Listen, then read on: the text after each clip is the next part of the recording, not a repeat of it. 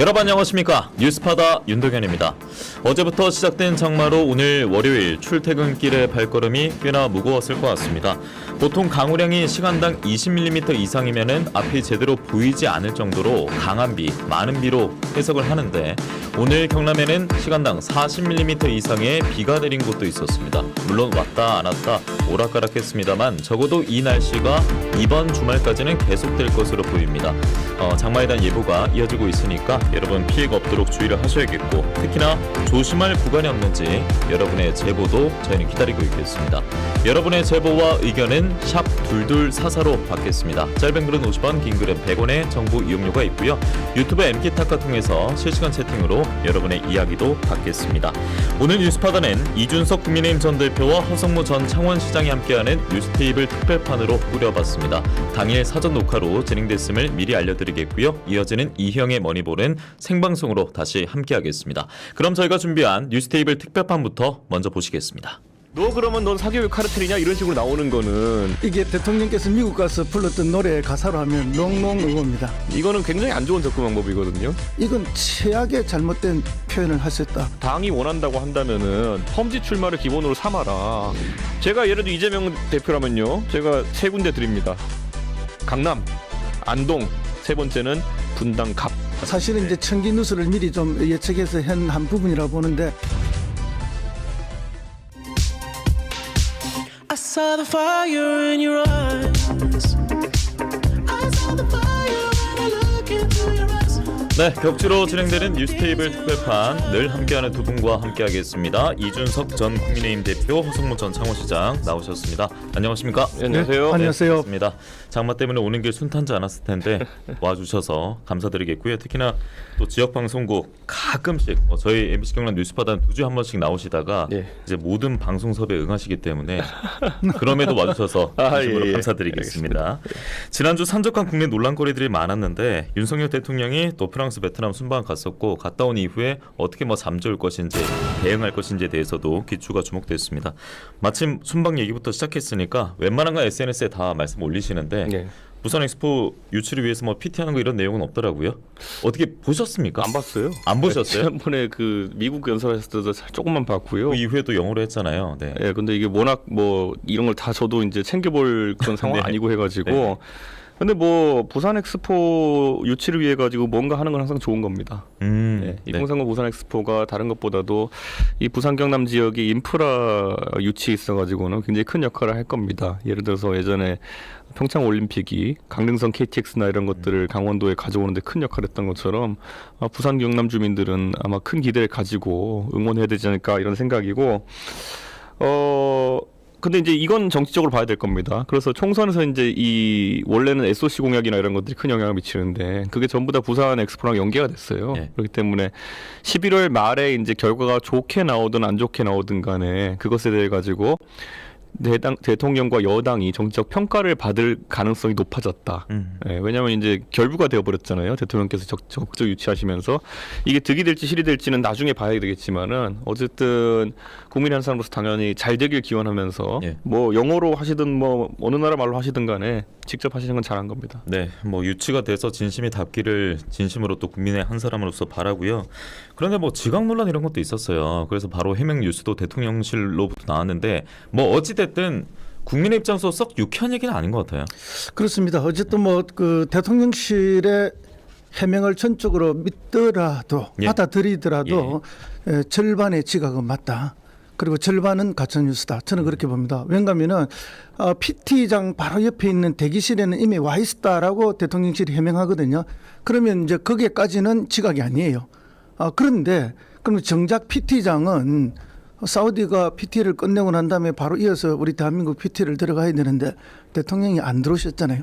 그래서 진행자가 무대 위에서 들어오는 문을 몇 번 쳐다보고 카메라도 몇 번을 비추고 이래도 안 오시니까 결국은 영상을 틀었잖아요. 예. 영상을 틀고 있는데 그 과정의 화면을 보면은 한국 측 관계자로 보이는 사람들이 아주 급하게 밖으로 달려나가고 있습니다. 그러니까 결국 이제 대통령이 입장하셔야 됐는데 안 들어오시니까 모시러 갔거나 이제 출발했다고 하니까 앞에서 영접하러 나간 거거든요. 이제 그런 걸 보면은 PT장 안에 들어오는 거는 지각한 게 틀림이 없다. 더군다나 영상을 틀다가 중단하고 악수 다 하고 난 다음에 다시 틀었잖아요. 이제 거기서 매끄럽지 못한 모습을 보여줬고 그게 지각 논란으로 예. 번졌는데 그것은 충분히 지적할 만한 내용이다. 다만 그럼 이게 대통령 잘못이냐 참모들 잘못이냐 이걸 따져야 돼요. 그거는 다시 또 한번 제가 볼 짚어보도록 때는 하죠. 예. 참모들 잘못이 크다 이렇게 알겠습니다. 보입니다. 예, 저희가 좀 빠르게 서두르는 이유가 할 얘기가 너무 많고 특히나 공정수능 발언 이후에 대통령 발언 이후에 뭐 결국에는 사교육 카르텔 단속 신고센터 운영도 시작이 됐습니다. 그리고 국민의힘에서는 일타 강사 초과 이윤도 문제를 지적하고 있는데 이준석 전 대표가 또 악마화에 일타 강사 악마의 일침을 또 SNS에 가하기도 했습니다. 이렇게 말씀하신 배경에 대해서 뉴스파드에서도 말씀 좀 부탁드리겠습니다. 그러니까 이제 세대별로 좀 차이가 나겠지만요. 사교육이라는 단어가 상징하는 게 많이 다릅니다. 예전에 사교육이라 그래서 뭐 쪽집게, 과외, 학원 이런 것 때문에 수백만 원 지출하던 시대가 있고 이번에 대통령께서 지적한 다음에 여당에서 잡으러 들어가는 건 인간 강사 같은 사람들이거든요. 예. 몇백억 버는 사람들 이런 사람들 인간 강사들이거든요. 그러면 인간 강사가 하는 것들이 오히려 사교육을 부추겼느냐? 아니면 오히려 사교육의 과거의 부정적인 그런 사교육의 일부 대체제가 돼가지고 오히려 비용을 절감시켜줬냐는 살펴볼 필요가 있는 거거든요. 지금 지적당한 그 100억씩 번다는 강사들이 뭐 한 번 듣는데 100만 원짜리 강의를 10,000명이 들어서 100억 매출 내고 이런 게 아니거든요. 네. 그러면은 6만 원짜리 뭐 4만 원짜리 이런 것들 거기다 패스로 하면 다 한 번에 그럴 수 있어가지고 실제 부담은 보습학원 다니는 것보다 오프라인 학원 다니는 것보다 훨씬 쌉니다. 그런 상황 속에서 그러면은 박리담회로 많은 수익을 거둔 것에 대해 가지고 우리가 이 사람을 시장 교란자라고 한다든지 아니면은 악마처럼 묘사한다고 하는 것이 말이 되느냐 뭐 이런 거거든요. 근데 국민의힘은 어쨌든 보수 정당 아니겠습니까? 본인이 어쨌든 책임하에서 자유 경쟁을 하고 그다음에 그 성과에 대해 가지고는 뭐 돈을 많이 벌고 이러면 오히려 칭찬해주는 문화가 있는 것이 보수 정당인 것인데 이번에는 이건 뭔가 궤를 잘못 잡다 보니까. 예.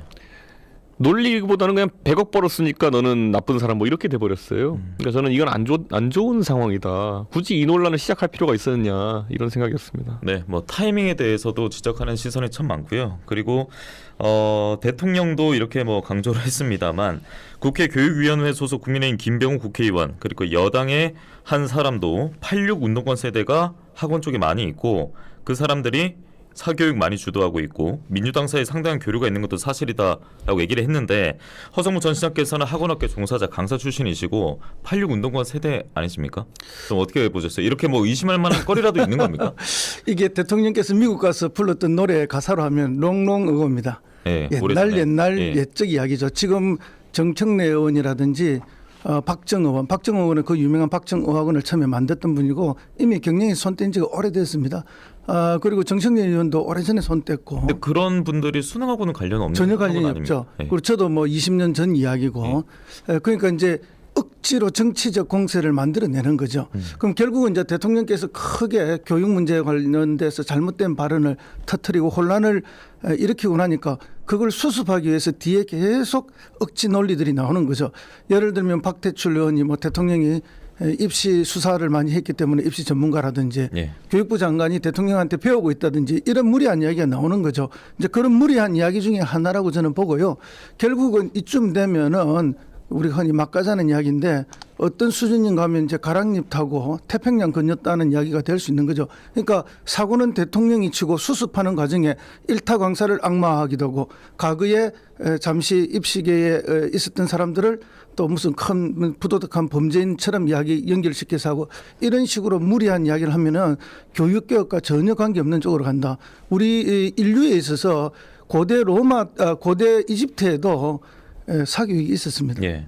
그만큼 사교육은 언제나 있는데 이것을 어떻게 줄여내고 공교육을 정상화해서 교육을 정상화하느냐 이 초점을 잘 보고 가야 되는데 대통령이 뭔가 이렇게 저지른 데는 마치 저는 전두환 정권이 들어서면서 예비고사와 본고사를 없애고 학력고사를 만들어냈던 그런 충격적인 요법. 근데 이게 정책을 하는 데 있어가지고 항상 디테일 빼놓고 당위만 가지고 이제 계속 소리 지르면은 이게 정치가 사라지게 되거든요. 예를 들어서 뭐 대통령께서 예를 들어 뭐 경제 살리기 법이라고 해가지고 뭘 냈어요. 근데 내용을 보니까 야당도 그렇고 누군가 반대할 만한 내용이 있어요. 근데 거기에 대해 가지고 지적을 하면은 야, 너 그럼 경제 살리지 말자는 거냐? 이런 식으로 나오면은 이거는 대화가 불가능이거든요. 그러니까 교육 법안도 약간 그런 게 있는 것 같아요. 교육 관련해서 뭔가 지적했는데 그 지적 사항이 잘못됐거나 아니면 뭐 사교육을 부담을 줄이는 거 이거는 그냥 하나만한 당연한 얘기고요. 이거는 네. 누구 정치인이 누가 거기 반대하겠습니까? 근데 거기에서 이제 허수아비 때리기라고 우리 보통 이야기하죠. 실존하지 않는 문제를 공격한다고 했을 때 이제 그거는 지적할 수밖에 없는 거거든요. 근데 그렇게 되면은 거기에 대해서 이게 왜 잘못됐는지 다시 한번 풀어 설명하는 것이 아니라 너 그러면 넌 사교육 카르텔이냐 이런 식으로 나오는 거는 이거는 굉장히 안 좋은 접근 방법이거든요. 저는 그래서 이런 걸 좀 안 했으면 좋겠다 여당이. 예전에 박근혜 정부 때도 그런 게 많았습니다. 예를 들어 많은 어떤 분 기억나시면 테러 방지법이라는 게 있습니다. 테러 방지법이라는 게 이름은 테러 방지법, 법 이름 중에 나쁜 이름 있는 거 없습니다. 근데 테러 방지법의 내용을 보면은 우리나라도 그렇고 미국의 애국자법도 그렇고 대부분 국가의 비상 상황이 있어가지고 국민의 기본권을 제약할 수 있다가 법의 내용이거든요. 그럼 충분히 다퉈보고 조심스럽게 입법해야 될 것인데 이걸 가지고 논의하고 하면은 바로 뭐라고 나오냐면은 너 그럼 테러 하자는 거냐 이렇게 나옵니다. 아, 네. 그러면 이건 대화하지 말자는 거거든요. 네. 그래서 그때 보면은 극한 대립으로 여야가 갔던 것이 그 당시 민주당이 필리버스터 다 기억나시는 것처럼 총선 앞두고 유명한 필리버스터를 했죠. 그래가지고 총선에게 영향이 가기도 했고요. 어쨌든 여당 입장에서는 상대하는 지지층이 물론 대한민국 국민 대부분이 명료하게 한 문장을 풀어서 이야기하는 걸 좋아하고 깊게 디테일 보시는 분이 많지 않기 때문에 그런 구호전쟁이 되긴 합니다만은 이런 거 갖고 상대를 악마화해서는 안 돼요. 보면은 이 지적한 것에 문제가 있다. 너 그럼 사교육을 더 키우자는 거냐 이런 식으로 나와버리면은 그냥 싸우자는 거예요. 그래서 우리가 역사 속에 여러 이런 경우가 있는데 대웅군의 서원 철폐도 한번 살펴봐야 돼요. 그때는 이 서원을 처음 만들 때 성인들을 향사하고 지역의 학문을 장려하기 위해서 만드는데 이 근본 목적이 싹 사라지면서 서원이 지역의 재산을 독점하게 되고 그리고 서원이 파벌을 조장하고 사교육을 조장해요. 심지어 도산서원도 가보면은 도산서원에 어느 건물을 짓는데 어느 사람이 기증했다가 나옵니다. 그리고 그 사재를 태계한테 맡겨서 교육시키다는 이야기가 나오거든요. 이제 이렇게 긍정적인 요인도 있지만 나중에 아주 부정적인 요인으로 가는 경우가 있습니다. 그리고 국가의 근본을 흔들 때는 분명한 개선책을 내야 돼요. 본질의 문제는 반드시 해결해야 됩니다. 그러나 현상의 문제 몇 개를 가지고 예를 들어서 수능의 난이도를 가지고 대통령이 지금 이야기를 한 거 아닙니까? 이건 최악의 잘못된 표현을 하셨다. 저는 그렇게 봅니다. 네. 뭐 방향성이나 취지는 알겠다라는 건 뭐 대부분 공감하고 있는 것 같습니다. 그런데 그러면 이 지금 부담스럽고 갑자기 지금 논란 속에 초미상에 걸린 수험생들의 목만 지금 주어지고 있는 거잖아요. 왜 이 타이밍에 이걸 그냥 던졌을까요? 뭐 필요한 얘기일 수는 있겠습니다만 지금 수능이 얼마 안 남았잖아요. 5개월도 안 남았잖아요. 그러니까 이 아마 청취자분들도 시청자분들도 수학 능력 시험이 왜 그 전의 시험들과 다른지를 우선 보셔야 돼요. 수학 능력이라는 거는 결국엔 내가 이 응용력이나 어떤 걸 얼마나 갖고 이해력을 얼마나 갖고 있는지를 측정하는 시험이거든요. 지식 측정 시험이 아닙니다. 그러다 보니까 이건 미국의 SAT 같은 우리나라 수능 같은 시험도 마찬가지고요. 그리고 이건 기본적으로 표준화 시험입니다. 무슨 말이냐면은 다수가 봐가지고 그 안에서 랭킹을 세워가지고 줄 세우는 시험입니다. 근데 이 본질을 외면하고 이제 그러면 여기서 자 줄을 세운다고 하는 것은 변별력이 존재해야 되는 것이고요. 그리고 수학력 시험에 어떤 분들은 왜 학교에서 안 가르친 게 나오느냐, 안 가르친 내용이 지문에 나오느냐 이렇게 이야기하거든요. 근데 이렇게 한번 생각해 보시면 될 것 같아요. 어떤 문제를 만드는데 지문이 만약에 예를 들어서 이과 학생들이 학교에서 배운 게 들어있는 내용이면은 이과 학생들이 유리하게 돼 있습니다. 예를 들어 고등학교 그 범위에 나오는 예를 들어 뭐 맨델의 유전 법칙 이런 건 들어본 분도 있고 못 들어본 분도 있을 겁니다. 그런데 이걸 국어 지문에 내게 되면은 들어본 분, 풀어본 분이 무조건 유리합니다. 그렇기 때문에 대부분의 이런 표준화 시험에서의 이런 이해력 측정하는 미국 SAT도 마찬가지입니다. 지문 같은 경우에는 듣도 보도 못한 내용이 나오는 것이 맞습니다. 예. 그러니까 원래 이렇게 출제하는 게 맞는데 이걸 보고 갑자기 대통령께서 왜 듣도 보도 못한 내용이 지문으로 나오느냐 이렇게 된 거예요. 가장 불공정한 거는요. 누군가는 듣고 누군가는 못 들은 내용이 국어 문제 지문으로 나오면은 들어본 사람이 유리한 겁니다. 그렇죠. 그렇기 때문에 원래 이 수능에서 보면 비문학이라고도 하고 문제 유형으로 융합형 문제라고 하는 이 내용은 국어에서 이해력, 독해력을 측정하는 거, 처음 보는 내용을 맞이했을 때 얼마나 독해를 잘할 수 있냐를 측정하는 것이기 때문에 평가원에서 애초에 문제 낼 때 누군가 들어보지 않았을 내용 내기 위해 중요하게 생각하는 겁니다. 만약 지문을 교과서에 낸다 했을 때 예를 들어서 국어는 그렇다 치고 예를 들어 영어 같은 경우에 지문을 교과서에 낸다 그러면은 교과서가 지금 검정 교과서 체제 아닙니까? A 교과서, B 교과서, C 교과서 있으면은 A 교과서에 가깝게 내면은 A 교과서 쓰는 학교가 유리한 것이고 B에 가까운 B 학교가 유리한 것이고 그래서 영어 지문도 다 새로 씁니다. 듣도 보도 못한 걸로. 그러니까 그런 것처럼 수능 시험은 이렇게 설계하는 게 맞습니다. 근데 잘 해왔는데 여기다 가지고 왜 듣도 보도 못한 게 나오느냐 이렇게 하니까 애초에 대화가 성립 안 하는 거죠. 예. 그러니까 방금 중요한 지적을 하셨는데 예를 들어서 A 교과서의 영어 지문을 수학 능력 시험에 냈다 이러면 B, C, D, E 교과서 종류가 굉장히 많습니다. 그럼 이 A 교과서 회사하고 유착됐다. 카르텔이 있다. 이렇게 되는 거거든요. 그러니까 교과서 밖의 지문을 쓸 수밖에 없는 거예요. 그러니까 이런 구조에 대한 이해를 전혀 못하고 대통령께서 그냥 한번 큰 사고를 치신 거죠. 예. 그리고 우리가 이렇게 조금 역사적으로 공부를 더 해보면 학력고사가 나중에 폐지되고 김영삼 정부 들어가면서부터 수능이 열립니다. 그러면 학력고사를 폐지하고 수능을 갈 때 또 무슨 이야기를 하는가 하면 앞에하고 똑같은 이야기예요. 사교육 때문에 나라 망한다. 그래서 수학 능력으로 가야 된다. 그리고 기초 대학 가서 공부를 할 수 있는 능력이 있는지 없는지만을 테스트해 보겠다. 그런 이야기거든요. 그러니까 국어 시험이 아니에요. 언어 영역이 되는 겁니다. 이렇게 바뀐 건데 이제 이런 전반에 대한 이해가 전혀 안 되는 거죠. 그리고 또 이렇게 바꿔 보니 또 난이도가 너무 쉬워서 문제가 된다니까 대학별 교사가 나오고 논술이 나오고 여러 제도가 또 나오면서 복잡해지는 거죠. 이렇게 되니까 또 사교육 시장은 더 팽창하게 되는 거죠. 그럼 경험을 통해서 보면은 사교육 시장은 그렇게 잡는다고 해서 잡히는 것이 아니다. 오히려 더 음지로 들어가서 그럼요. 활성화되지 않을까요? 지금 혼란스럽게 이렇게 대통령이 말씀하시니까 당장 그 혼란에 대해서 설명회가 열리고 그 특강이 열리고 있다는 거 아닙니까? 그러니까 결국은 본질을 잡아야지 현상을 잡으면 그럼 본질은 뭐냐는 거죠. 본질은 더 좋은 직장, 더 많은 소득을 위해서 더 좋은 대학, 더 좋은 과를 가야 되는 거고 그러기 위해서는 줄 세우기를 해야 되는 거고 이제 그런 우리 사회 구조적인 본질, 대학도 서열화 다 돼 있고 이런 본질의 문제를 해결하지 않으면은 결코 이것은 해결될 수 없는 문제지 입시제도, 난이도 이런 현상만 가지고 해결할 수 있는 것은 아니다. 그러니까 이게 69시간 논란 때부터 계속 반복되고 있는 게 뭐냐면요. 69시간 논란 때 대통령의 발언에 찬성하는 사람들의 여론조사 수치를 보면요. 노동을 이미 그만두신 분들에서 굉장히 찬성률이 높아요. 그러니까 60대 이상 이런 데서 예. 굉장히 그런데 찬성. 지금도 이 교육 개혁이라고 하고 이런 수능 논란이라고 하는 것에 대해 가지고 대통령 발언에 대해 가지고 그냥 당위면에서 그냥 그래 사교육을 줄여야지 정도에 찬성하는 분들은 보면은 굉장히 그 이미 교육과는 거리가 먼 분들이 굉장히 많아요. 제가 이걸 뭐 비하하고자 이러자는 게 아니라요. 정책 수요층에서 좋은 평가를 받지 못하고 전통적 지지층에 좋은 평가를 받는 말을 계속 하려고 하는 것이 지금 보인다. 그래서 저는 이거는 이렇게 봐야 될 것 같은 게 지금 이 자리에서 털어놓기에는 교육 체제의 변화라는 것이 너무 많이 일어났습니다. 예. 저도 제가 20년 전에 고등학교를 이제 졸업하고 이제 대학을 갔는데 그때에 비해 많은 게 바뀌었거든요. 예를 들어 그러면 왜 국어에 어려운 문제들이 나오느냐 말씀드리면요. 하도 사교육 줄이겠다고 그럼 전 정권에서 영어랑 그다음에 한국사 같은 것을 절대평가로 바꿔버렸어요. 그러면 과거에 비해서 1등급 인원이 몇 배로 늘어났습니다. 거기서는. 그러면 대학 갈 때 영어랑 아니면은 한국사에서 변별력을 가지기 어려운 거예요. 상위권 학교에서는. 그러다 보니까 그러면 이제 남은 게 뭐냐. 그리고 수학 같은 경우에는요.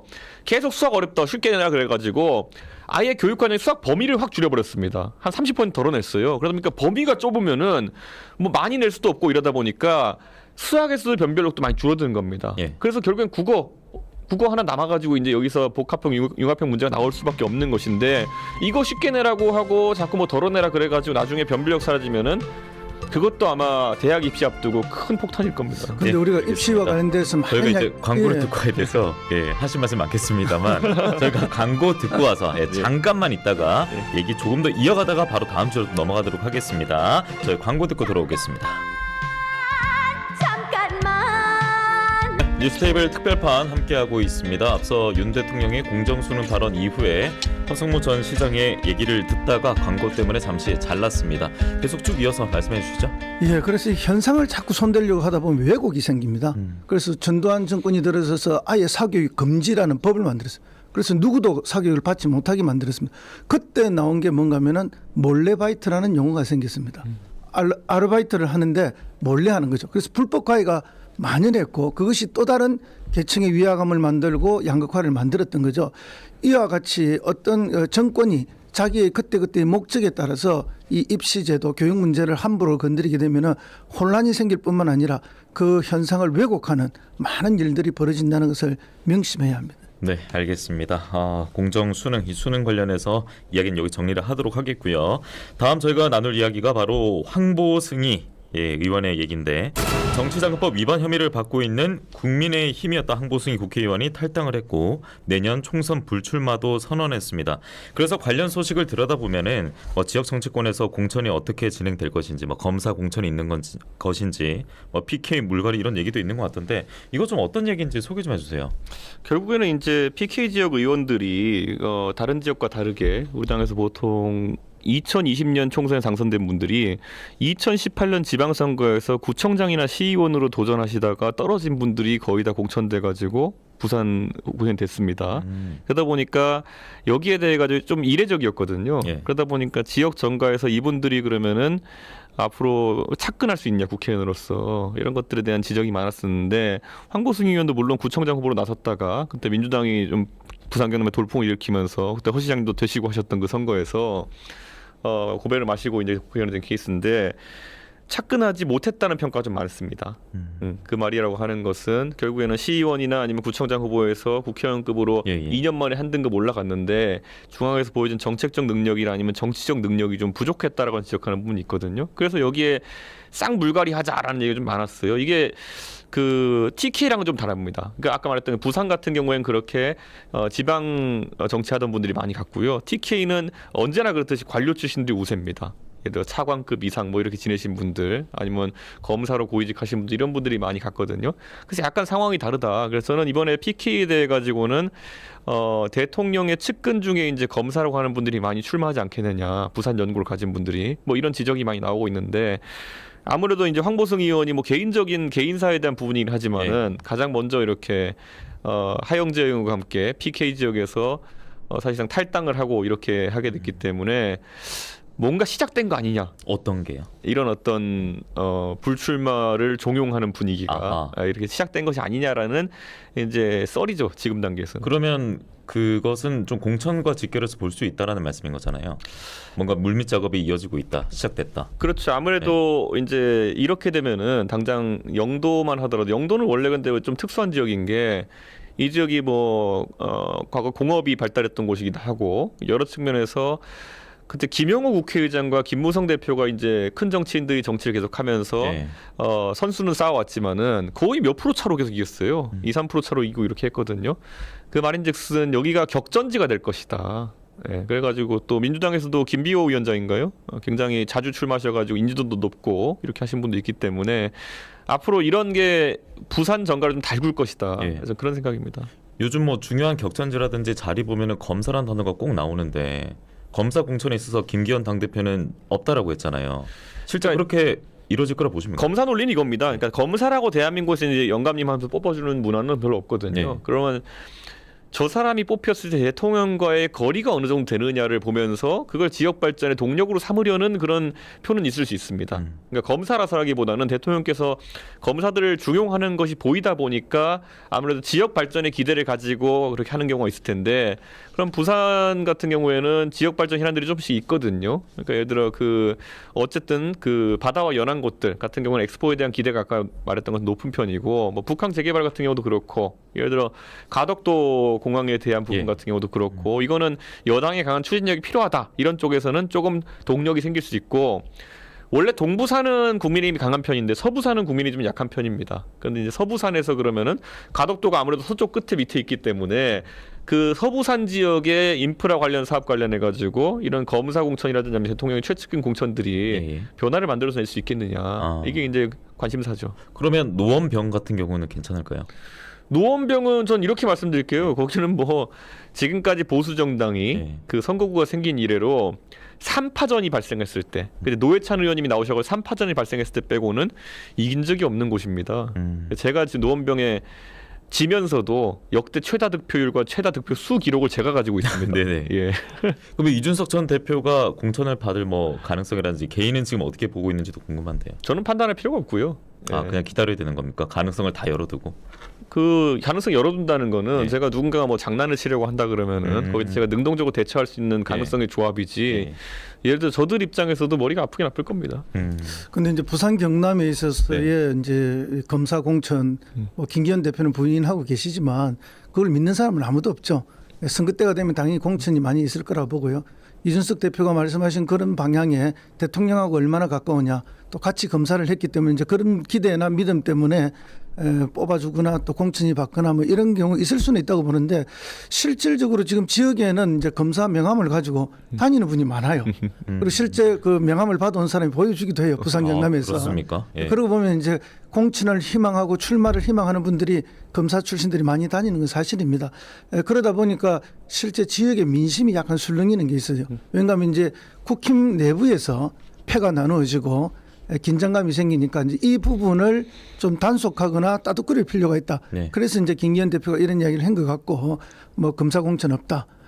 검사만 공천하는 거 아니다. 이런 말씀하시는데 실제로 선거가 다가오면은 검사 공천이 많이 있지 않을까 하는 그런 추측을 해봅니다. 예. 제가 서울에 있고 순천에 있고 왔다 갔다 하면서도 창원 바닥에 이제 국회의원이 5분 계시지 않습니까? 네네. 그 중에 2명은 공천 못 받는다라는 얘기를 저한테 창원 분들이 하실 정도면은 예, 그리고 거기에 검사들이 도전을 할 것이다라는 얘기를 제가 들을 정도면은 전 창원에 방송하러 오는 거 말고 아무 연구가 없거든요. 그렇죠. 네. 제가 이걸 알 정도면은 네. 허 시장님 같이 창원 지역 정치하시는 분들이나 아니면 실제로 본인이 지금 국회의원 하시는 분들이나 아니면 정가에 좀 빠삭한 분들은 얼마나 이걸 그 주제로 삼아서 얘기 많이 하겠습니까 이게 보면은. 결국 뭐 공천 진짜 이름 거론되고 나오면은 유권자들이 다 판단하겠네요. 그렇죠. 지금 당 대표들의 발언이 정말 이게 신뢰를 할 수 있느냐 이것도 정말 중요한 포인트 아니겠습니까? 그 뭐 이미 네. 당 대표는 별 신뢰성이 없다는 게 국민들 보편적인 생각이거든요. 근데 이재명 대표 같은 경우에도 지금 뭐 불체포 특권 내려온다 이런 얘기를 했었잖아요. 그리고 또 한 번 강조했던 게 이번에 혁신이지 않습니까? 예, 예. 이대경 혁신위는 첫 발을 떼지도 못했고 김은경 혁신위로 출발하게 되는데 역시나 뭐 민주당도 이런 얘기들 그리고 뭐 공천 얘기들 어떤 이야기들이 떠들고 있는지도 궁금한데요. 그렇죠. 이제 뭐 총선이라는 큰 장이 열리니까 예. 이 장군들이 말이 많아지는 거죠, 모여서. 예, 총선 있는 정쟁이 시작됐습니다. 그렇습니다. 예. 그래서 이제 민주당의 경우에는 이제 혁신위가 굉장히 중요합니다. 뭐 대개 이제 사람들은 혁신위가 크게 성공한 사례가 없다 역사적으로 이런 이야기를 하지만 혁신위 자체가 완결판은 아니거든요. 혁신은 제가 볼 때 과정입니다.